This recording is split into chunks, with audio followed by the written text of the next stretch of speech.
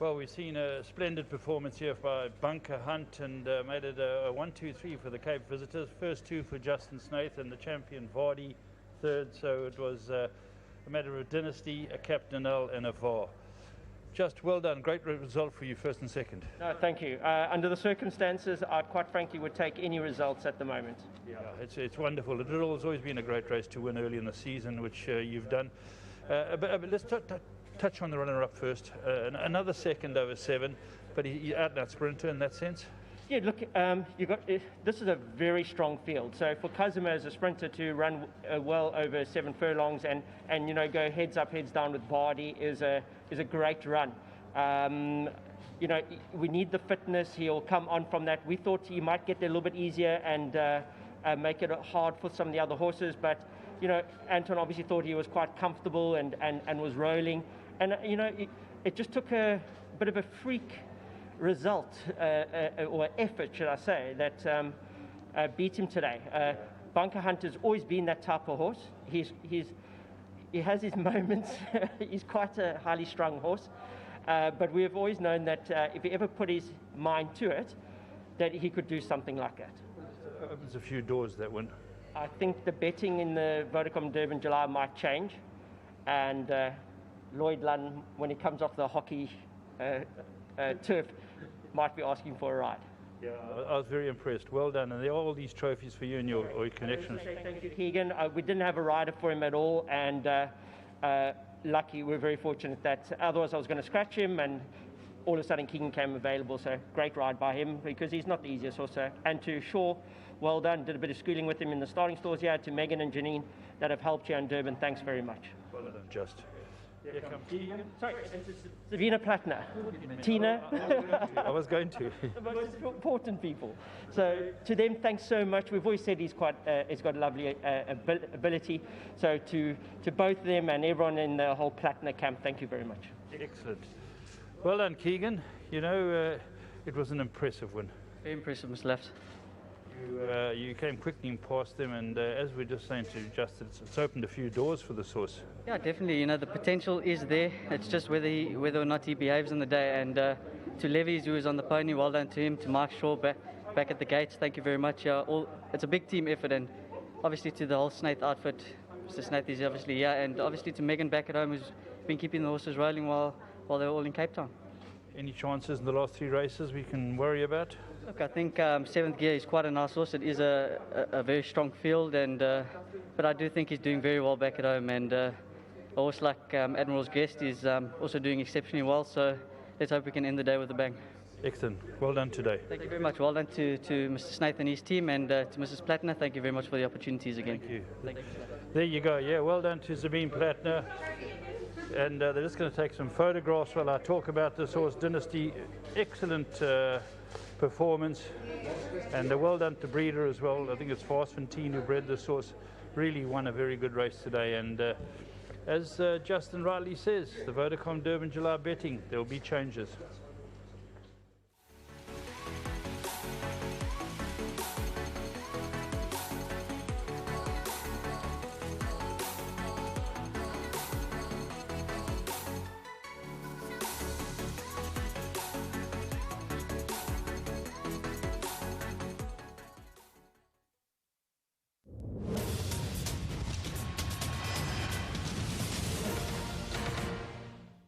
Grade 2, 1400 meters.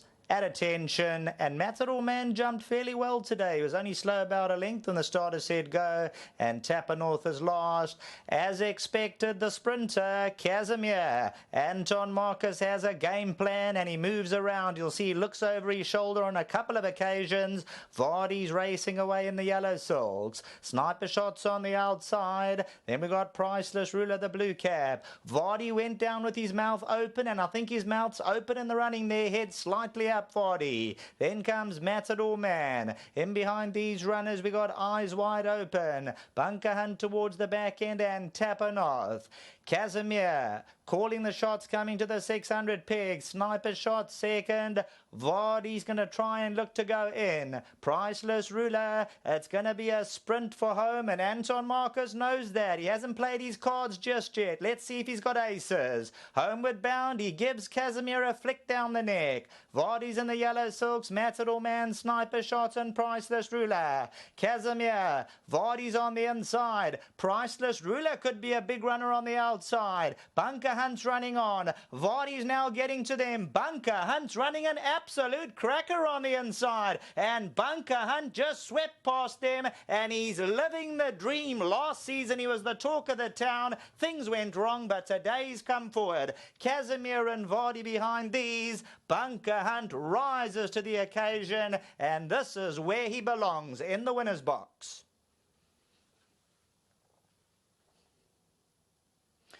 Well, if you cast your mind back last season, this was a horse that things went horribly wrong. They said he'd go into the Vodacom Durban July, a big runner. He was injured, and they've brought him here today. And I can tell you, Bunker Hunt, he's a horse with plenty of ability. You've seen him quicken past the sprinters, and he's won in championship style. Casimir second.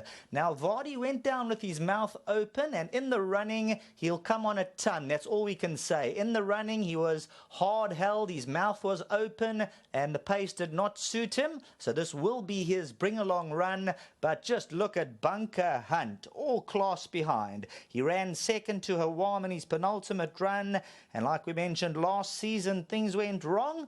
This could be his year. Bunker Hunt. There you can see KEAGAN MELO looks left, he likes what he sees, and he says winners, box bound. Well done to Justin Snaith, Sabine Plattner, Varsantine Stud. This is a son of Dynasty, who of course we all know won the Vodacom Durban July. Back to the studio.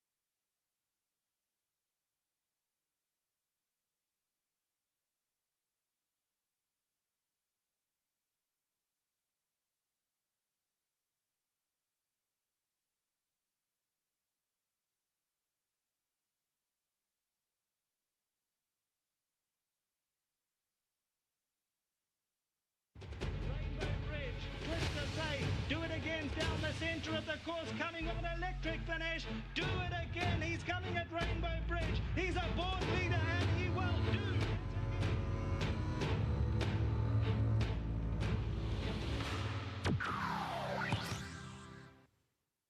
Who do you have to beat? KELPIE and driving Miss Daisy. The Group 1 winner, Mississippi Burning. Mississippi Burning. KELPIE, I think she's also a fair filly. Mississippi's drawn 4 with Craig aboard. She's had a lovely preparation. Obviously, stepping up to the mile first time is never easy, but she's in a good place and I hope for a good run. KELPIE, ridden by Anton Marcus. She's drawn ideally at 5. Her work's been of a high standard. Mile probably not her ideal trip. Looking for a bit further, but she'll be competitive on Sunday and make improvement leading up into the Willhavington. Labyrinth. It's her first go at this class of field. She's a very, very good filly. She's won 3 of her last 4 starts, and from a draw of 6, I think she's another huge chance. RATTLE drawn 7, Eric NGWANE. Definitely not a merit rating 84. I never thought she'd get in the fillies guineas, which is a sign of the strength of the race. Definitely a horse to watch out for. She'll probably be a little bit more competitive over further. Driving Miss Daisy runs in the fillies guineas on Sunday. Drawn out at 10 with Warren Kennedy aboard. She's done very well since she's arrived in the province. She's fit enough to do herself justice on Sunday, but will certainly take improvement out of the race, with her main mission being the Willhavington later on in the month. Then there's Sovereign Secret, KEAGAN MELO, sadly drawn 14. Her previous run was unbelievable. The form line is probably the strongest form line in 3-year-old racing in South Africa. She came from off the pace, so I'll probably have to do the same. We certainly got the draw to contend with. I think it's a very open race. A lot of the fillies guineas form line was running a bit of a slow pace, and they all got penalised. I'm not too sure if those ratings are correct, but you've got to give a lot of respect to the Cape Town trainers here.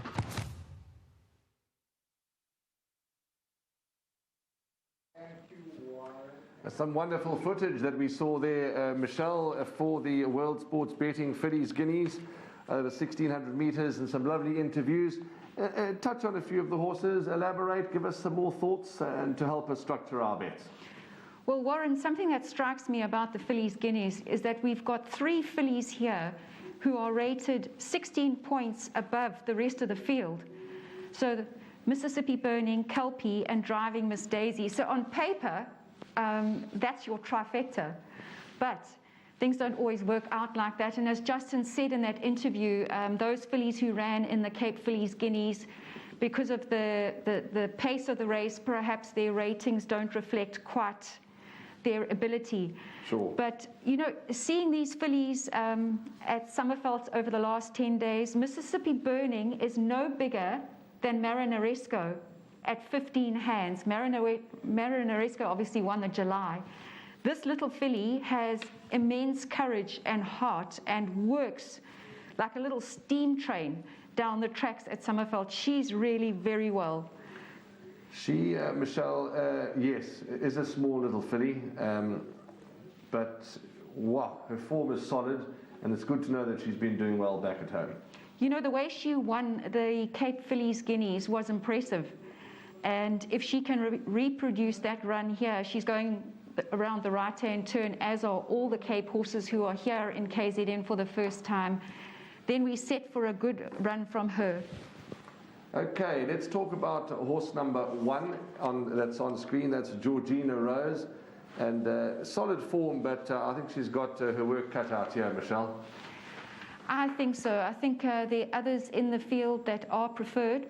But having said that, one thing about 3-year-olds is that they all improve at different rates. So you're never quite sure. All I can say to punters is watch the way she goes down to the start. Okay, that is number 1, Georgina Rose, for a Bang and Form stable of Garth Pulley. Here's number 11, Lady Legend. 27 Rand 40 for a win and 8 Rand 30 for a place. 50 to 1 and better on the bookmakers. She would be a shock winner, but she looks very nice, doesn't she? She does look good in the sun.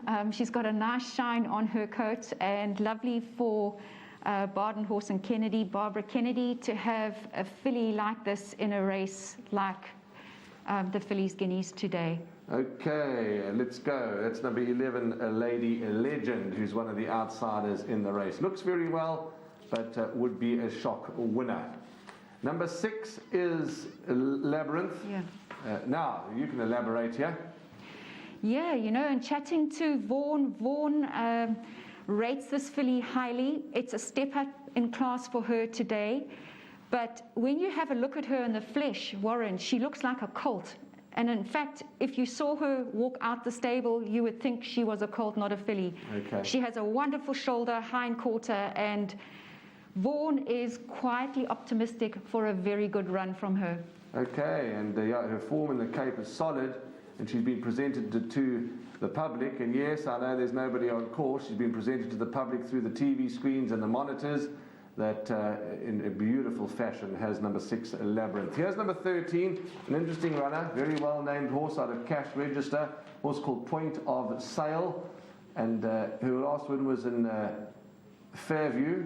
She's going to have a tough from the draw. What do you make of her, Michelle? Well, she's a 2-time winner. She's by VAR from Glenn Cotson's stable.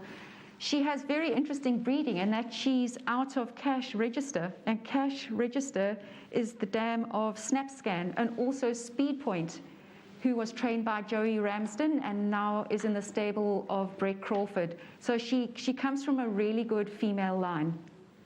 Okay, that is number 13, Point of Sale. Here is number 10. Let me just get my numbers right here. Yeah, Driving Miss Daisy. For the owners here, Warren Kennedy rides. Oh, she's really in the Cape. In the last 2 starts in the Paddock Stakes and the Cape Fillies Guineas, she's can run this filly. She can run. Warren, this is a quality filly. She was second to Queen Supreme in the Paddock Stakes. And Queen Supreme, we saw yesterday, came out at Turfentine and ran second to Hawam.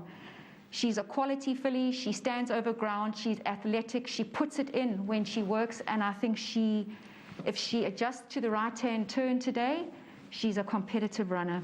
Okay, here is the stable companion number 5, Kelpie. Well, stable companion in the sense we know that Miss Driving Miss Daisy is being housed at the Crawford Yard. Here's Kelpie. It's not Kelpie now. We've jumped on to Rattle Mouse, the 3-year-old filly by Ideal World. Eric Ngwane rides. Sure, she certainly has got presence, hasn't she? She does. And, you know, I think Justin Snaith can be very proud of his assistant, Megan Trott, who took care of his yard here in KZN over lockdown. Justin was in the Cape. Megan was running the yard. Justin came up this week.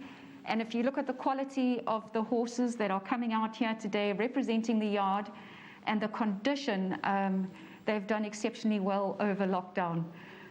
Justin was surprised that Rattle Mouse made this field, but she nevertheless is a filly that he does have regard for. Okay, she certainly is well bred, and she's got some substance about her, that's for sure. She was a 250,000 rand purchase from Rathmore Stud, and Rathmore Stud up in Nottingham Road. They've certainly no strangers to good horses. Let's go to number 8. This is Jack's Bird, a 40-1 shot, 33 rand on the tote, 12 rand for a place for Dr. Labuschagne. Yeah, looks very well, nice and calm, but it would be a surprise winner, number 8, Jack's Bird, and she is from the Michael Roberts stable. Let's see who else we're going to have a look at, besides number 8, Jack's Bird, and yeah, for the Labuschagnes, daughter of Jackson, and is a one-time winner. Here is number 4, Michelle, Mississippi Bernie. This is the small little filly, but wow, she can run. That she can, and just look at her condition on her coat. She's got a lovely shine. She's been led around by 2 handlers there just to keep her quiet. She's got the muffs on.